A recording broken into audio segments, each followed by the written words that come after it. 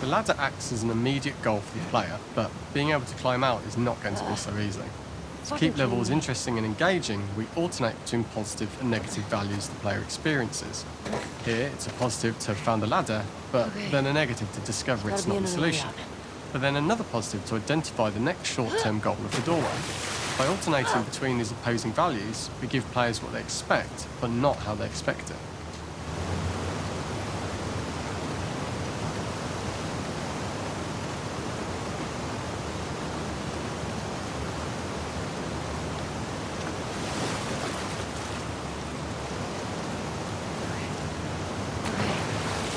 Gotta be another way out.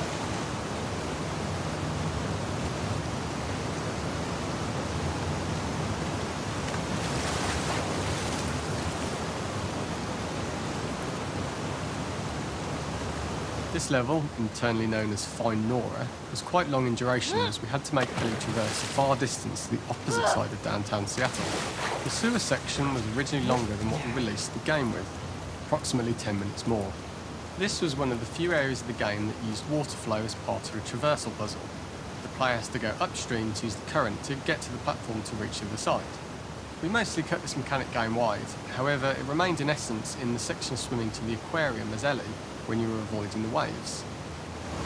When players reach the doorway and enter into the room, they're faced with a dead end. The real reason for this dead-end room is that on the reversal when exiting back out of the doorway, players are faced with the route onwards. A pipe that they'd not been able to see when they were swept past it on the way in, and something that was hidden from view when on the side platforms. The intention here being that the only option is to go off the standard path in order to search for a way out.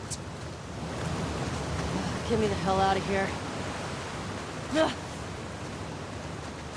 Throughout the rest of the level, we also used light to indicate to the player that they were heading in the right direction.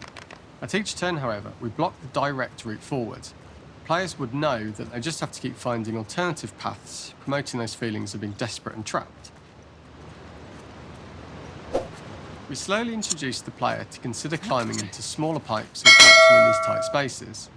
This is to slowly build up to, and encourage, the player to climb into such small pipes that they'd have to be crawling on their stomach, which is something that the player previously may not have recognised as a playable space, let alone the desired route they need to take.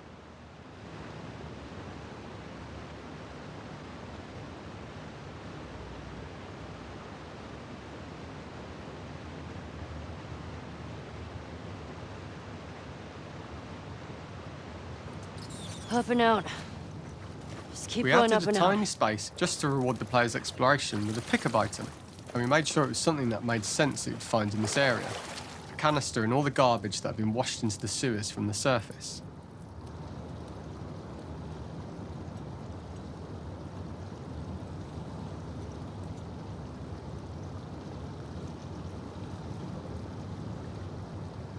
We loved the idea of making Ellie prone through a tiny, dirty pipe in order to get out, as it was a great opportunity to use our prone mechanic.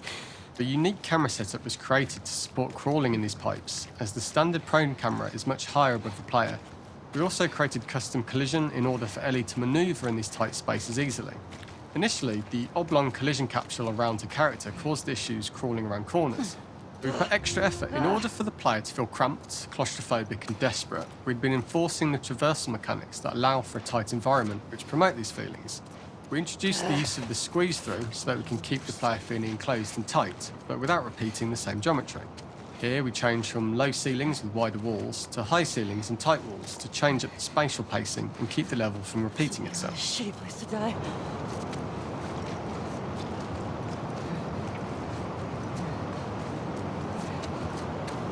Originally, we had the waterline much higher here, so players had to swim through this tight tunnel. However, from watching user test feedback, it was occasionally causing people to discount the route entirely and turn back on themselves. So to avoid any risk of this happening in the final game, we present a lower water level so the tunnel is easy to see and commit to using. Although this isn't as impactful without the prone swim, it's the better decision as it means a smoother experience for the player with no backtracking frustration. As we surface from the water and over the crest of the slope, we reveal what is further in this tunnel. A clicker that has sprouted and the fungus has grown on the sides of the pipe. It was great to see people who user tested this area becoming increasingly worried as we forced the player to squeeze past the fungus and inches away from the clicker's face, all the time not being sure whether the clicker might be alive or attack them. Although we aren't as cruel as to force a clicker attack in such close proximity, we do have a payoff for this moment. This clicker momentarily turned into Joel to show Ellie's PTSD from what happened to Joel at the start of the game. Ultimately, we decided to save this moment for the farm level, as it was more impactful there because it could become the centrepiece of that experience.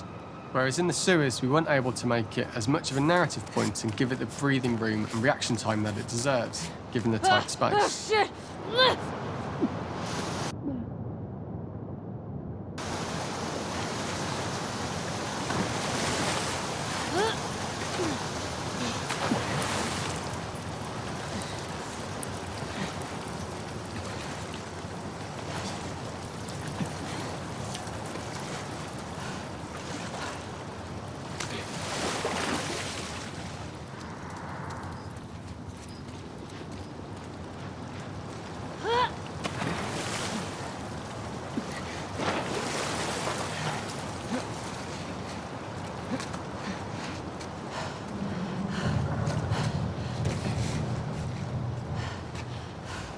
Using this pipe was retained in the iteration we shipped with, as it's the last of the extreme methods Ellie has to undergo in order to escape the sewers, and what she will go through in her pursuit of revenge.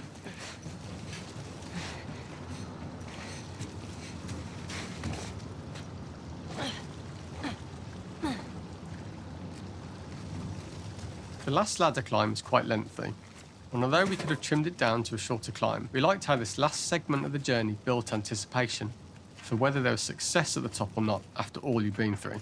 Ultimately, the ladder exits out into the subway station, which is how it connects in the final game. Ellie then has to find her way to the hospital from here, crossing paths with the scars for the first time.